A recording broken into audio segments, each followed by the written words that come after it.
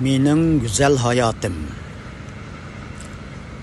2026 yılı 5. ayının 14. günü. Mehmetcan Kurban, Turpan. Bugün etkendeki çıkıp kaldım. Vay, 2 saat boptu, uxlap ketipti ben. Yemeğim qarsam, xat kep ketipti. Apla dedim.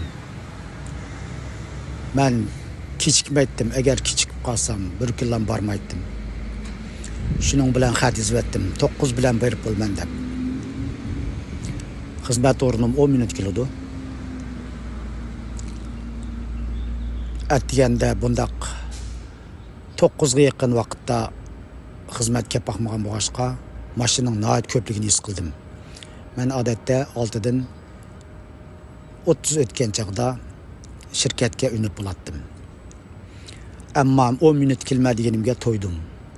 Mashinaning to'liqi. Mana hamsi deb bo'lishiga aytdim. Oldimliklarni anchamiz tilladim. Nega vasang shachi deb Torontoniki 60 da manga 70 da men qoldim. Shuning bilan 2 minut kechikib keldim shirkatga. Ammo shirkatdagilar chaqchaqni boshlab o'tdi. Nereden kelishiniz? Ben kechikdingiz go. Uyg'urdan keldim deb chaqchaq qildim. Anandan keyin bizniki eng cho'ng isil bir boshliqimiz bor. İsmi Atlas Xon deb qo'ydim ismini. Shuni bilan voy nima bo'ldingiz bugun? Voy uxlab qoptiman. Men bunda uxlab baxmagandim. Ya ba'zi bo'ladi, chataq yo'q. Shu tunugin ishdan tushib, tamoqni yeb qo'yib, uyqum sal kelgan bo'ldi. Shuning bilan meniki umaq Uyg'ur bolalarga darsim bordi. Ularga 1 soat dars so'zlab, anandan keyin uxlaychi deb bakli uxlab ketibdiman.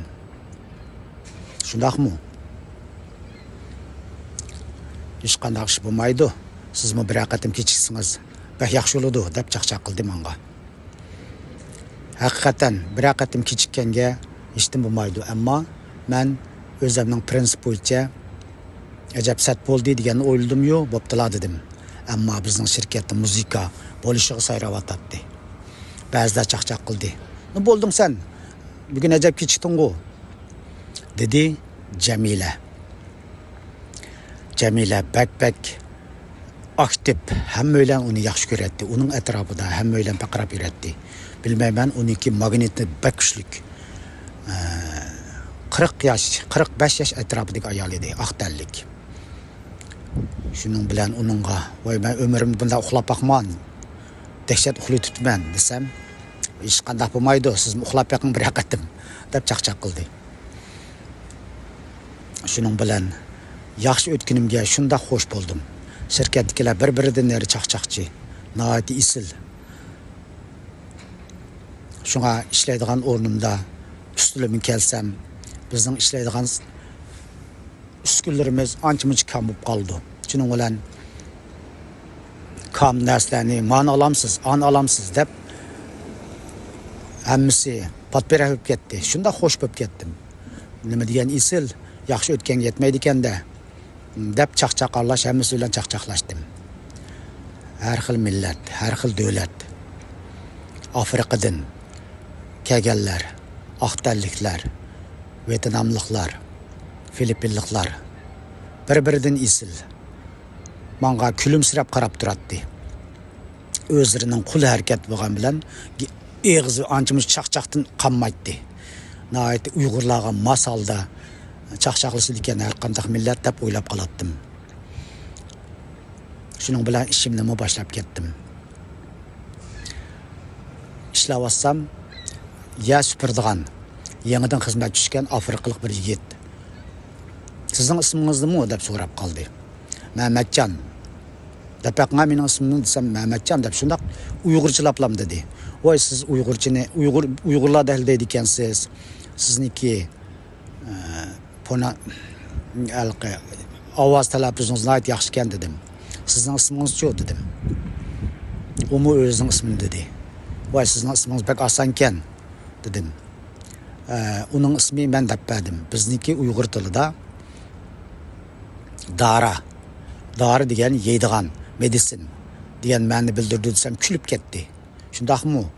Mening bu ismim nihoyat yaxshi degan ma'noni bildirdi dedi. Shuning bilan uning bilan ozroq chaqchaq qilishgan bo'ldim.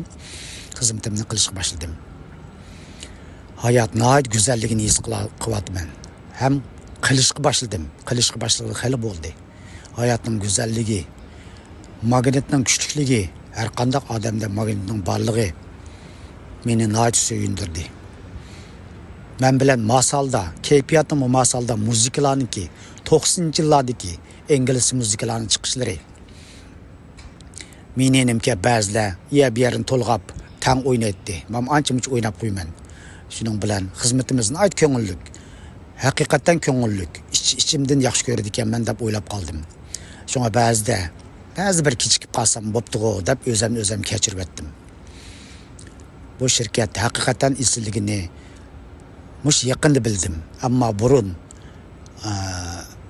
mijozim kasalchal bo'lib qolg'ashqa o'zim toza his qilolmagandim. U jarayonlarni keyin so'zlab berman.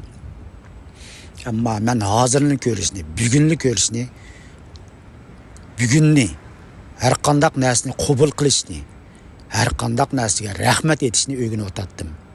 Shunlashqa bundan keyin davomliq bu go'zal hayot, mening go'zal hayotim to'g'risida to'xtamay, asosan kunda degidek ovozliq qarindoshlarga hambahlayman. Qarindoshlarning hozirni ko'rishini, bugunni ko'rishini, atrofiga diqqat qilishini, ko'n o'tib ketgan ishlarni o'ylamasligini amal bor. Kelgusini o'ylab ketmasligini. Kelgusini o'ylasaqmi baribir keladi. O'ylamasak baribir keladi. Shunlashqa qarindoshlarniki hozirni ko'rib, hozirni qadrlashini chin dilimda umid qilaman. Bu birinchi qism boshlandi. Hamda amal bor.